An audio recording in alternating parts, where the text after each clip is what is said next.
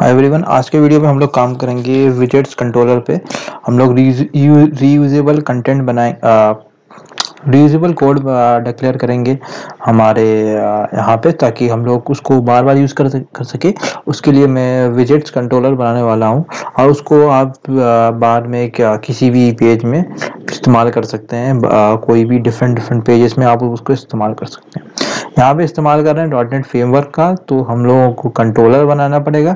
अगर आप dot net core का काम कर रहे हैं तो उस केस में आपको व्यू कंपोनेंट्स का इस्तेमाल करना होता है। उसके बारे में जानना है तो उसका भी वीडियो सून आपको अवेलेबल हो जाएगा जब हम लोग ASP.NET कोर पे काम करेंगे।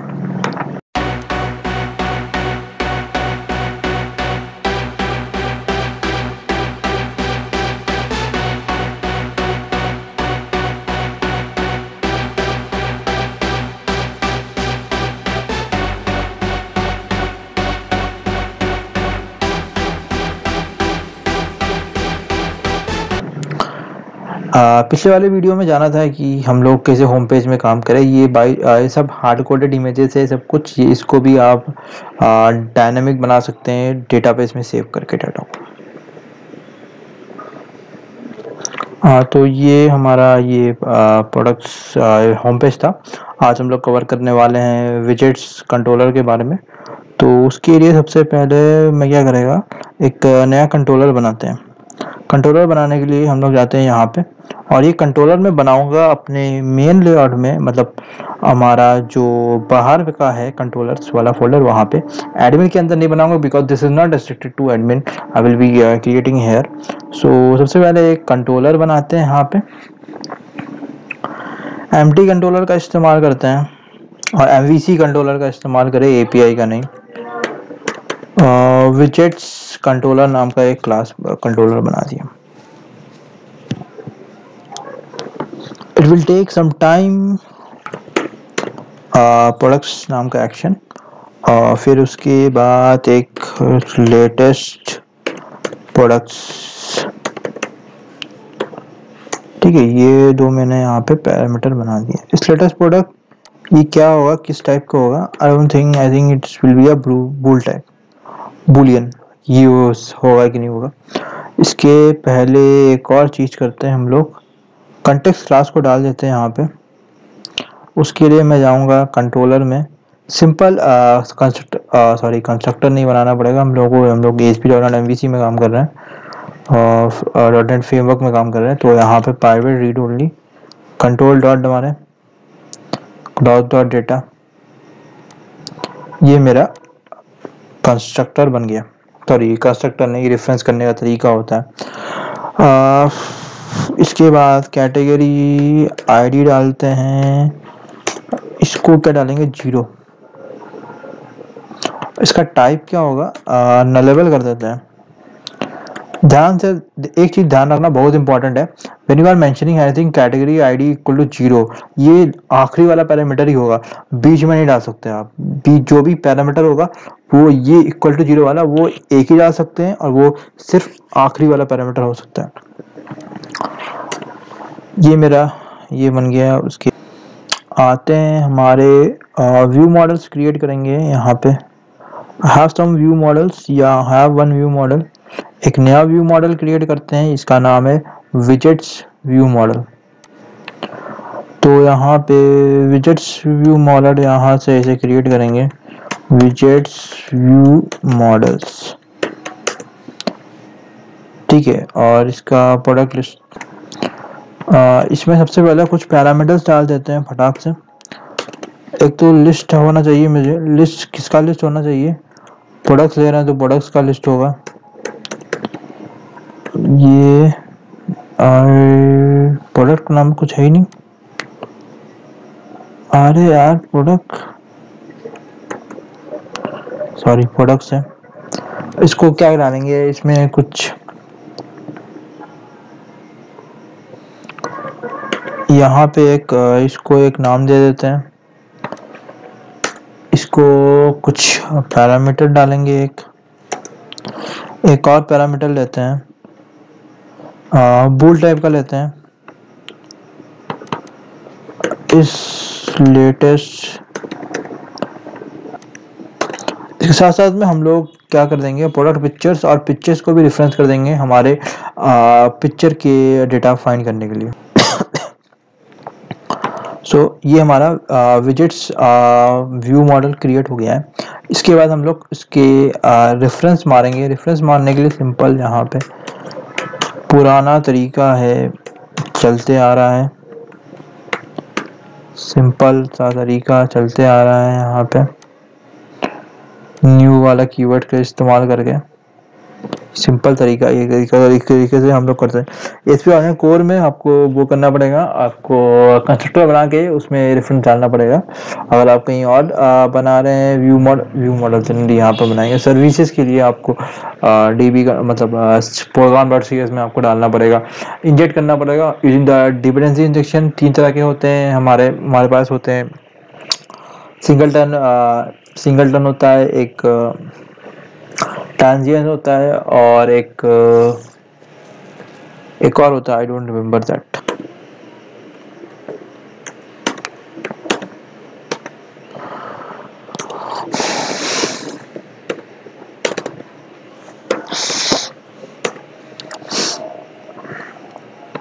तो अभी क्या लिख रहे हैं, अभी हम लिख रहे हैं लेटेस्ट प्रोडक्ट्स है कि नहीं। अगर लेटेस्ट प्रोडक्ट्स होगा तो उसके लिए फिर हमको क्या करना पड़ेगा, उसके लिए हम लोग कोड लिख रहे हैं। ठीक है, उसके लिए सबसे पहले मेरे को प्रोडक्ट्स चाहिए। प्रोडक्ट्स फाइंड करने के लिए क्या करना पड़ेगा, products dot model dot products है हमारा। इसका मेरे ख्याल से मैं एक कोई सर्विस काइंड ऑफ स्टफ बना देता हूँ, वो ज़्यादा इसी है। एक लाइन का है, आप चाहें तो यहाँ पे यूज़ कर सकते हैं, टोटली डिपेंड्स अपॉन यू। पर मैं सर्विस का एक अप्रोच, अच्छी अप्रोच होती है सर्विस यूज़ करना, तो मैं सर्विस इस्तेमाल कर दे रहा हूँ। इसके लिए मेरे पास ऑलरेडी एक सर्विस है, तो उसी को इस्तेमाल करेंगे। यहाँ पे रेफरेंस मारो क्लाउड डॉट सर्विसेज। ठीक है, अगर आप ASP.NET कोर में काम कर रहे हैं, इन दैट केस आप इंटरफेस बनाकर भी काम कर सकते हैं। वो एक बहुत अच्छा तरीका होता है, ताकि आप कोड को हाइड करने का तरीका, वो अगर आपको सीखना है तो आपको अरे ASP.NET कोर की सीरीज सून आने वाली है, वो आप उसको वहाँ से आप फाइंड, वहाँ पे आप हम लोग कवर करेंगे कैसे आप वहाँ पे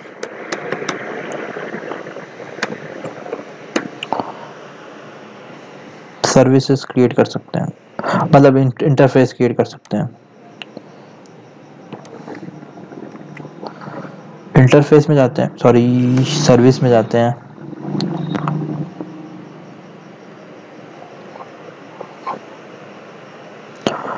गेट लेटेस्ट प्रोडक्ट्स है, इसको एक पैरामीटर डालेंगे, नंबर ऑफ प्रोडक्ट्स। कुछ भी एक पैरामीटर डाल सकते हैं अपने हिसाब से आप, नंबर ऑफ प्रोडक्ट्स। अब इसको मैं यहाँ से फाइंड करूँगा जितने भी प्रोडक्ट्स है, और उसको क्या लेटेस्ट प्रोडक्ट चाहिए मेरे को, और कितना चाहिए ये भी लिखना पड़ेगा। तो लेटेस्ट प्रोडक्ट्स के लिए मेरे को इसको किसी तरह से ऑर्डर बाई करना पड़ेगा। ऑर्डर बाई करने के लिए मेरे को क्या करना पड़ेगा, मेरे को रिटर्न करेंगे। रिटर्न हमारा कंटेक्स्ट मेरे ख्याल से डीबी है, तो डीबी डॉट हमारा क्या रिटर्न करना पड़ता है, प्रोडक्ट्स। प्रोडक्ट्स डॉट क्या करना पड़ेगा, ऑर्डर बाई। ऑर्डर बाई ध्यान रख के डिसेंडिंग, क्योंकि मेरे को लेटेस्ट चाहिए। X tends to x dot, यहाँ पे क्या आईडी से मैं रिटर्न बाई कर रहा हूँ, डॉट टेक। अब मैं टेक क्या करेगा, कितने नंबर ऑफ प्रोडक्ट्स चाहिए, ये मेरे यहाँ पे मैं पास कर रहा हूँ, काउंट है।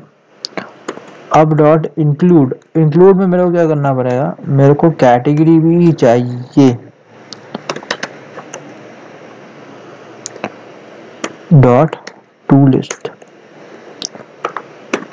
ठीक है, अब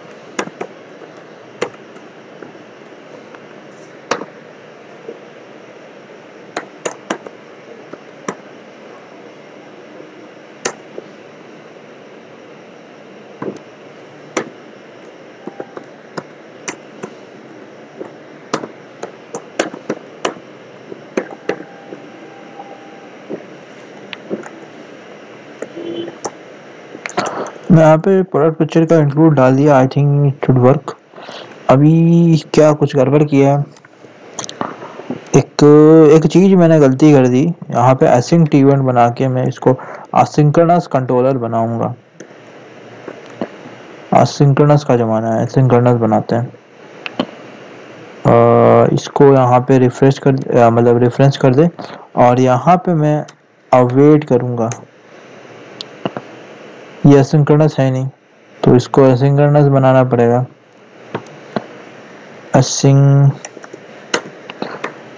मैंने एक भी एसिंक्रोनस मेरे ख्याल से इस प्रोजेक्ट में बनाया नहीं है। तो आपका काम क्या है, आपको इस सबको सिंक्रोनस करना पड़ेगा। और यहाँ पे टू लिस्ट असिंक, अबे असिंक तो आ नहीं रहा है। वेट, आई थिंक अब कोई इशू नहीं है। हाँ, तो ये मेरा असिंक्रोनस वाला ये बन गया मेरा। इसके बाद मैं जो बनाने वाला हूँ, अगर लेटेस्ट प्रोडक्ट्स नहीं है तो मैं क्या होगा, तो उसके लिए मैं थोड़ा सा एक और बना देता हूँ यहाँ पे एल्स ब्लॉक। अब क्या करना पड़ेगा मेरे को, मॉडल डॉट प्रोडक्ट्स, इसको भी await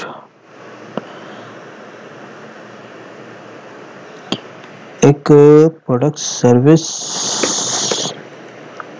dot get products, get products कुछ नाम पर कुछ नहीं है इसमें, सॉरी, गेट प्रोडक्ट्स अपने आप कर रहा है ये तो। और मुझे कितने प्रोडक्ट्स चाहिए, लेट मी चूज, सिर्फ 6 प्रोजेक्ट चाहिए, और इसको गेट प्रोडक्ट्स इसका यहाँ पे बना देते हैं। यहाँ पे जाते हैं सर्विस में, गेट प्रोडक्ट्स नाम का कुछ ऐसा आ रहा है।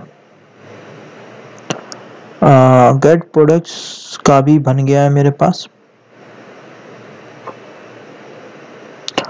इसको मैं क्या पास कर रहा हूँ, एक तो पेज नंबर पास कर रहा हूँ मैं, I am passing the page number. साथ में मैं यहाँ पे पास कर रहा हूँ page size. Late me pass this, I think I don't need it, but मैं पास कर रहा हूँ, जरूरत पड़ेगी तो मैं यूज कर लूंगा इस पैरामीटर्स को। रिटर्न क्या करेंगे अभी, मेरे को रिटर्न करना, अभी लेटेस्ट प्रोडक्ट नहीं है, तो लेटेस्ट प्रोडक्ट्स में मेरे को नहीं है, तो मेरे को सारे प्रोडक्ट चाहिए। उसके लिए मैं क्या करूँगा, इसको ऑर्डर वाइज से पहले डिसेंडिंग करते हैं हम लोग। एक चीज़ दिखाता हूँ, मेरे पास क्या है, मेरे पास क्रिएटेड डेट है।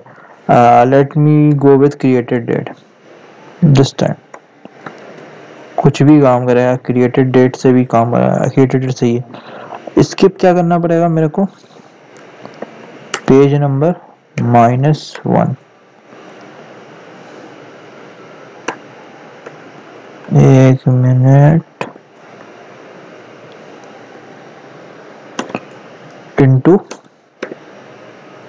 Page size. अब टेक भी करेंगे हम लोग, टेक क्या कर देंगे, page size dot include x tends to x dot category dot include x tends to x dot product pictures dot to list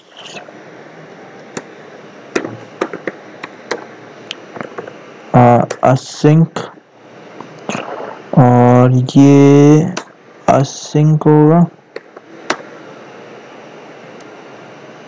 async है तो इसको अवेट करना पड़ेगा।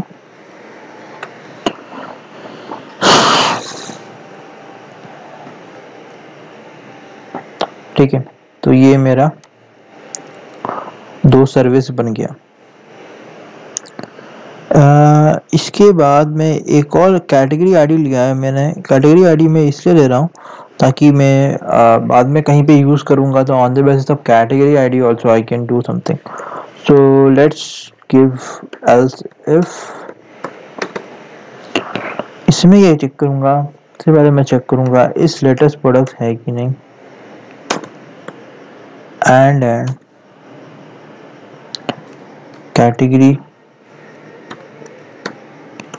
ID dot has value and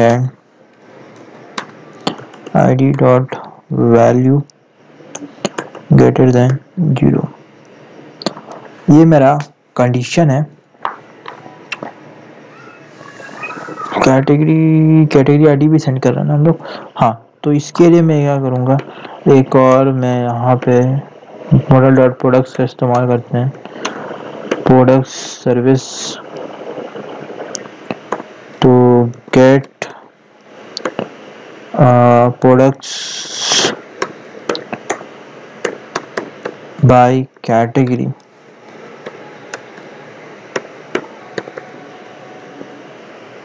ठीक है, अब category dot ID dot value comma let's give it 3 का 3 products लेंगे। हम लोग 3 करते हैं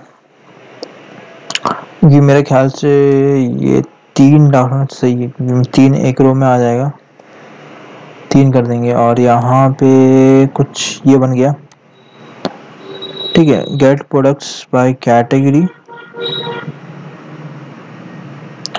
सबसे पहले कैटेगरी आईडी आएगी हमारी, और एक चीज बहुत ध्यान में रखना इम्पोर्टेंट है, जो पैरामीटर मैंने यहाँ पे डाला है जिस ऑर्डर में, उसी ऑर्डर में मेरे को यहाँ पे डालना है।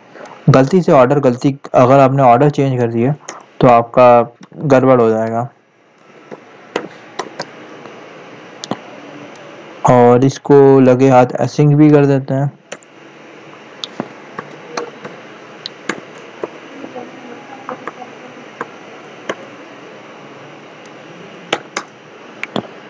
रिटर्न करते हैं, अवेट करते हैं, dv dot products dot where x tends to x dot category ID equal to category ID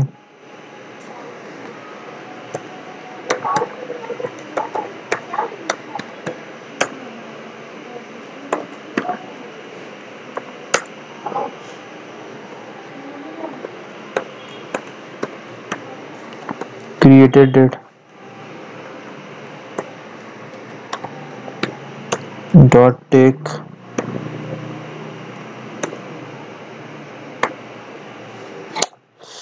अरे डॉट इंक्लूड वाला यहाँ से कॉपी पेस्ट कर देते हैं।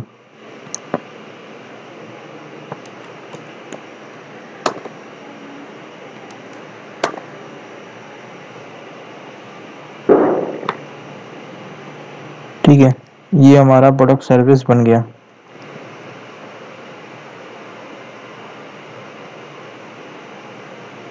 ठीक है, ये हमारा प्रोडक्ट सर्विस बन गया।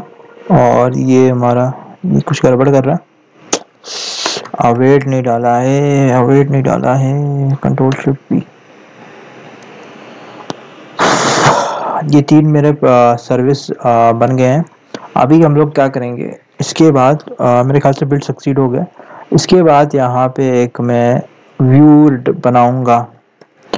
व्यू बनाने के लिए पार्शियल व्यू का इस्तेमाल करेंगे। पार्शियल व्यू का इस्तेमाल करते हैं हम लोग, क्योंकि पार्शियली मैं कहीं पे भी इस्तेमाल कर दूंगा। राइट क्लिक करें, ऐड व्यू करें, MVC 5 करें। यहाँ पे पार्शियल व्यू है, प्रोडक्ट्स है, empty without model, I don't need anything. Model pass कर दे यहाँ पे, @ model clause dot web. Clause dot web आ नहीं रहा, क्लॉज डॉट वेब क्यों नहीं आ रहा? Clause dot web dot view models dot, ये हमारा प्रोडक्ट्स मॉडल हो गया। देख लेते हैं। उसके पहले यूज कर लेते हैं इसको कहीं पे।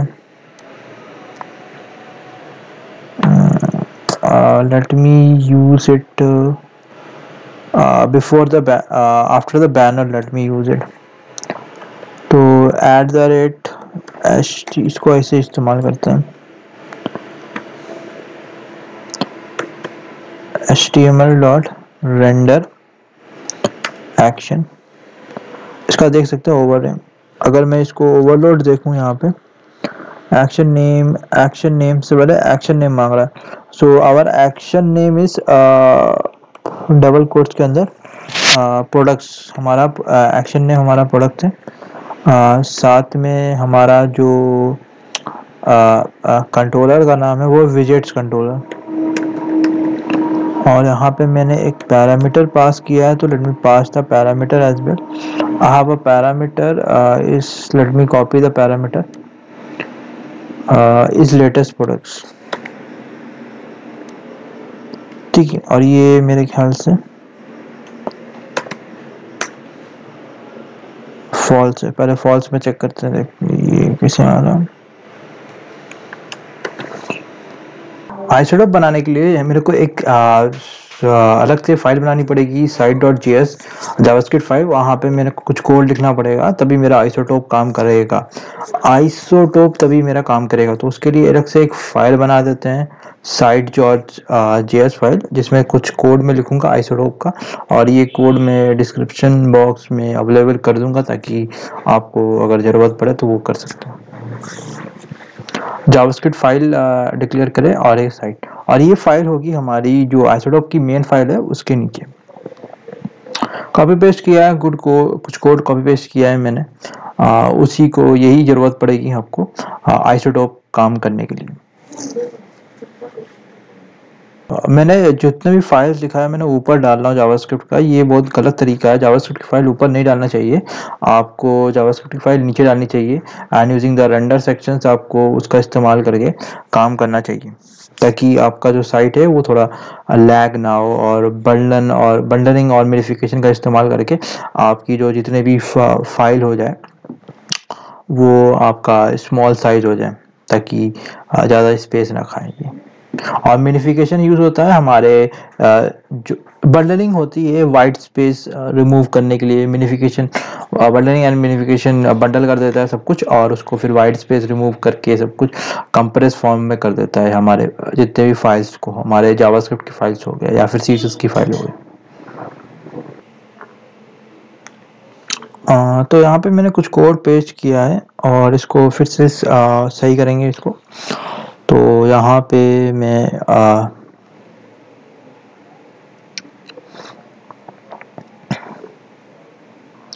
पहले तो इस कोड को फॉर्मेट कर लेते हैं। फॉर्मेट करने के लिए एडिट पे जाएं और उसके बाद advance format document, format section करें पेज को यहाँ पे फॉर्मेट करने के लिए।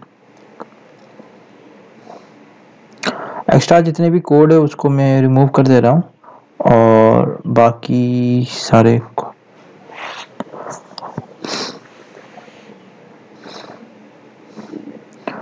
जितने भी मैंने यहाँ पे एरर दिखा रहे हैं उसको रिमूव कर देते हैं। यहाँ पे मैंने कार्ड बॉडी का इस्तेमाल किया है। बूटस्ट्रैप कार्ड एक बहुत अच्छे कार्ड्स होते हैं, इसको आप एक्सप्लोर कर सकते हैं बूटस्ट्रैप की साइट से। तो हमारा प्रोडक्ट्स मॉडल है, प्रोडक्ट्स इस्तेमाल कर देंगे, और हमारा जो इस लेटेस्ट प्रोडक्ट्स हैं तो उसको यहाँ पे डाल देंगे।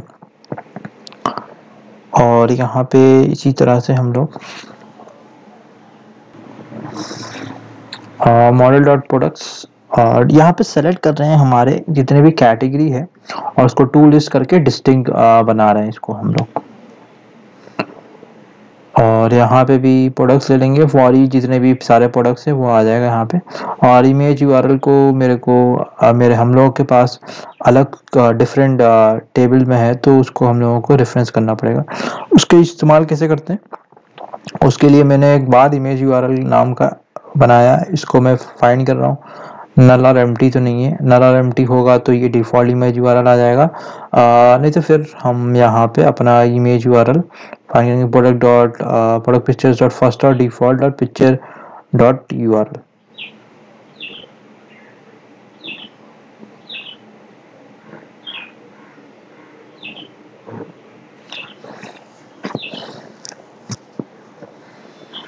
यहाँ पे कुछ एक्सेप्ट कर रहा है, कहीं पे एरर है वो देख लेंगे। मेरे ख्याल से एक कर्ली ब्रैकेट मिस हो गया आखिरी में मेरा,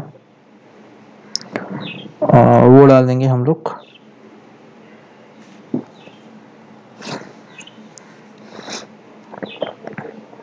ठीक है, ये कर्ली ब्रैकेट मैंने डाल दिया और ये हमारा ये कोड है, ये हमारा कोड है जिसमें हम लोग यहाँ पे हमारे एक बार रीलोड कर लेते हैं, देख पाएंगे कि हमारा डेटा सही से काम कर रहा है नहीं कर रहा है। ये इमेज यूआरएल में एरर आ रहा है, तो इमेज यूआरएल मेरे को इसको सही करना पड़ेगा। आई थिंक इमेज का यूआरएल सही से बन नहीं रहा है, या मेरा पूरा पाथ नहीं आ रहा है, तो इसमें मेरे को content slash image slash file name डालना पड़ेगा यहाँ पे। तो डाल दूंगा मैं यहाँ पे टिल्डा डालता हूँ कि टिल्डा ये इम्पोर्टेंट है, आपको टिल्डा डालना इम्पोर्टेंट है, तो आप ध्यान रखें टिल्डा डाल के ही करें ताकि हमारा तो जेनेरिक पाथ बन जाए @image URL। अब एक बार रिफ्रेश करते हैं और देखते हैं हमारा डेटा सही से आ रहा है कि नहीं आ रहा, या हमारा डेटा सही से आ रहा है। Okay, what I am getting, या तो मेरे को कंट्रोलर साइड में एक कोड चेंज करना पड़ेगा, सॉरी मेरे को व्यू साइड में चेंज करना पड़ेगा। मेरा जो इस लेटेस्ट प्रोडक्ट इक्वल टू अभी फॉल्स होना चाहिए। इंडेक्स पेज में जाएंगे, इस लेटेस्ट प्रोडक्ट जब होगा तो सिर्फ हमारे कुछ प्रोडक्ट दिखेंगे। अगर हमारा लेटेस्ट प्रोडक्ट नहीं है, उस that case I will be getting isotope वाला मेरे को मिलेगा ताकि मैं डेटा देख पाऊँ। एक बार रीसेव करके रिफ्रेश कर देते हैं। देखिए मेरा आइसोटोप आ गया, इलेक्ट्रॉनिक्स पे क्लिक कर रहा हूँ, एक मिनट, अब आ रहा है मेरा डेटा। इलेक्ट्रॉनिक्स पे क्लिक कर रहा है, इलेक्ट्रॉनिक्स काम कर रहा है, ऑल पे सारे आ रहे हैं, इलेक्ट्रॉनिक्स में इलेक्ट्रॉनिक्स वाला आ रहा है, और ये क्लॉथिंग में क्लॉथिंग वाले आ रहे हैं। तो मेरा आइसोटोप काम करना चालू हो गया है। बस अभी थोड़ा सा मेरे को यूआई पे चेंज करना पड़ेगा, इमेजेस थोड़ा लेंथ गड़बड़ है।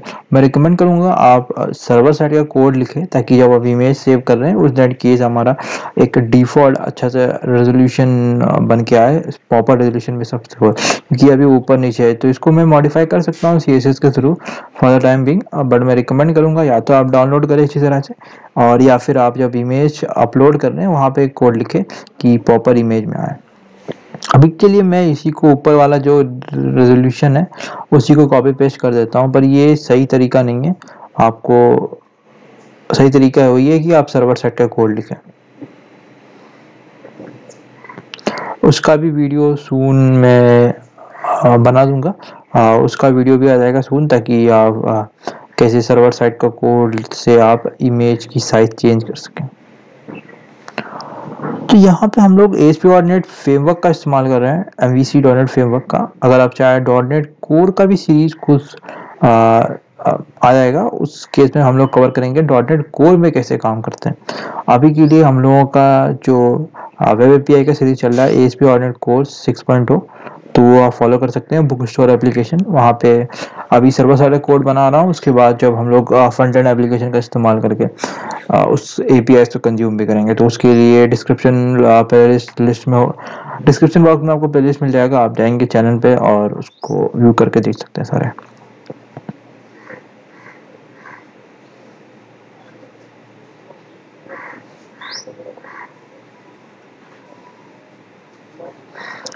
ठीक है, ये मेरा ऑलमोस्ट सही बन गया है, मेरा सही आ रहा है एकदम सही, पर थोड़ा इमेज साइड में थोड़ा इमेजेस आ रहा है गड़बड़। तो इसको आप यहाँ पे ऑफसेट का इस्तेमाल करके थोड़ा सा इसको थोड़ा खिसका सकते हैं साइड में। और आने वाले वीडियोस में हम लोग शॉप पेज पे काम करेंगे। शॉप पेज में मैं सोच रहा हूँ 2 लेआउट बनाऊँ, एक कार्ड्स के हेल्प से, मतलब 3-4 कार्ड एक लाइन पे आए, और दूसरे में मैं सोच रहा हूँ एक ही प्रोडक्ट आए और उसके बारे में थोड़ा इन्फॉर्मेशन आए। और साथ में हम लोग एक वो बनाएंगे साइड में, एक स्लाइडर काइंड ऑफ, मतलब कैटेगरीज हो गया, ये सब हो गया। तो कैटेगरीज में मैं सोच रहा हूँ कि चेक बॉक्स का इस्तेमाल करूँ इंस्टेड ऑफ बटन्स, तो वो ज़्यादा अच्छा रहेगा। रियल टाइम सिनेरियो में चेक बॉक्स जनरली लोग यूज़ करते हैं, तो वही मैं इस्तेमाल करके आपको दिखाऊंगा। बाकी उसके पहले हम लोग शॉप के डिटेल्स पेज पे भी काम करेंगे स्पेसिफिक प्रोडक्ट्स के बारे में। तो ये कोड देख लीजिए, ये हम लोगों ने कोड में ये मेरा एक बार रिव्यू कर देते हैं हमारा कोड को। यहाँ पे मैंने मॉडल का इस्तेमाल किया है नॉट इक्वल टू नल, और यहाँ पे फाइंड किया है प्रोडक्ट्स भी आ रहे हैं कि नहीं आ रहे हैं, फिर लेटेस्ट प्रोडक्ट्स है कि नहीं। उसके बाद मैंने यहाँ पे पिल्स बनाया, कार्ड हेडर नैब पिल्स, ये आप कोड देख सकते हैं हमारे बूटस्ट्रैप की साइट से। ठीक है, नैबलिंग एक्टिव रखा है बाय डिफॉल्ट और फॉर और डाल के रखा है। फिर फॉर ही जितने भी कैटेगरीज हो उसको लिस्ट कर देना, डिस्टिंग बनाई हुई कैटेगरीज का नाम डिस्टिंग भी करना पड़ेगा। ठीक है, और यहाँ पे जो नाम में डाल रहा हूँ यहाँ पे ये इंपॉर्टेंट है, इसको नॉट टू लोअर कर दे रहा हूँ इसको, और बाकी थोड़ा बहुत क्लासेस है बूटस्ट्रैप के। यहाँ पे आते हैं, यहाँ पे क्या कर रहे हैं, डिफ कार्ड बॉडी कर दे रहे हैं, उसको फॉर ईच लूप डाल रहे हैं, वहाँ पे जितने भी प्रोडक्ट्स है उस पर लूप डाल रहे हैं। वहाँ पे फिर इस नल और एम्प्टी करके फाइंड कर रहे हैं प्रोडक्ट डॉट पिक्चर, इसके यूआरएल को, ये नल तो नहीं है, नल है तो डिफॉल्ट इमेज यूआरएल, नहीं तो फिर ये प्रोडक्ट पिक्चर्स डॉट फर्स्ट और डिफॉल्ट डॉट पिक्चर यूआरएल, ये हमारा ये सारा लिंक है। और यहाँ पे फिर उसको नेम को भी टू लोअर कर दे रहे हैं। यहाँ पे फिर एक मार्जिन डाल के रखा है मैंने इमेज फाइंड करने के लिए।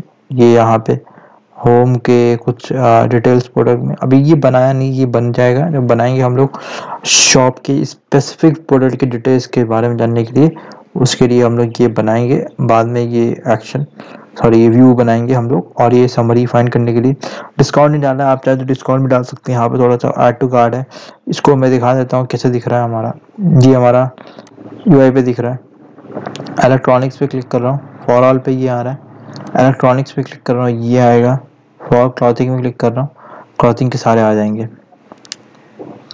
ये मेरा आइसोटोप बन गया। तो होम पेज मेरे ख्याल से पूरा सही हो गया, बस एक चीज़ बाकी है, वो है इमेजेस पे एक लोडर डालना। वो मैं बता दूंगा आपको कि हमारा कोरसल है ये इमेजेस का, ऊपर हमारा नैव बार है, नीचे हम लोगों के पॉपुलर कैटेगरीज दिखा रहा है, उसके बाद प्रोडक्ट्स है, प्रोडक्ट की फिल्टर का ऑप्शन है सर्च बाय, और ये फिल्टर इसमें जेडब्ल्यू पेजर का इस्तेमाल किया हम लोगों ने। यहाँ पे ये भी है हमारे पास, पेजिनेशन भी डाल के रखा है मैंने सेकंड पेज में जाने के लिए, फर्स्ट पेज वापस जाने के लिए पेजिनेशन भी है हमारे पास। और आइसोटोप भी काम कर रहा है हमारा, ये बैनर है और आइसोटोप ये थोड़ा सा इंफॉर्मेशन है, और ये हमारा फुटर है।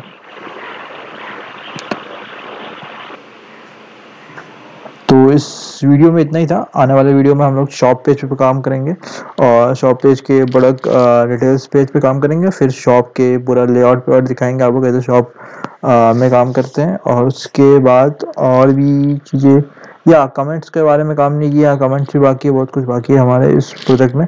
और बुक स्टोर एप्लीकेशन वाला प्रोजेक्ट हमारे यूट्यूब चैनल में चल रहा है, उसमें हम लोग एपीआईज पढ़ा रहे हैं, एपीआईज कैसे बनाते हैं ASP.NET MVC ASP.NET कोर पे 6.0 वर्जन पे, और उसके बाद एपीआईज को भी कंज्यूम करेंगे लेटर ऑन।